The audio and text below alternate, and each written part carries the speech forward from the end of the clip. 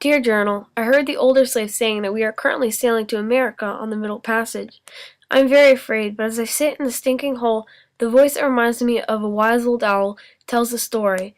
It seems as if it comes so natural to him, and he has so much feeling, that it is hard for me to write without getting pulled into the spell he is weaving with the words of his ancestors from Kenya. Once there was a very poor man who heard of Ivonyegia, he that feeds the poor. He decided to go and find Ivonyegia, but it was a long journey. When he finally arrived, he saw uncounted cattle and sheep, and there, amidst green pastures, was the mansion of Onyegia, who received the poor man, perceived his needs, and ordered his men to give him 100 sheep and 100 cows. No, said the poor man, I want no charity. I want the secret of how to become rich. Ivonyegia reflected for a while. Then he took a flask of ointment and gave it to the poor man, saying, Rub this on your wife's pointed teeth in her upper jaw.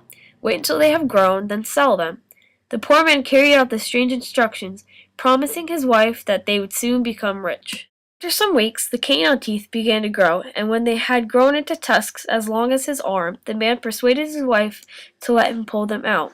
He took them to the market and sold them for a flock of goats. After a few weeks, the wife's canine teeth had grown again, becoming even longer than the previous pair, but she would not let her husband touch them.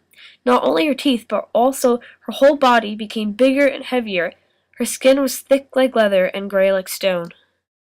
At last she burst out the door and ran into the forest, where she lived from then on. She gave birth to her son there, who is also an elephant. From time to time her husband visited her in the forest, but she would not be persuaded to come back. She did have more healthy children, which were all elephants. The wise old man stated that this was the origin of elephants, and explains why elephants are as intelligent as people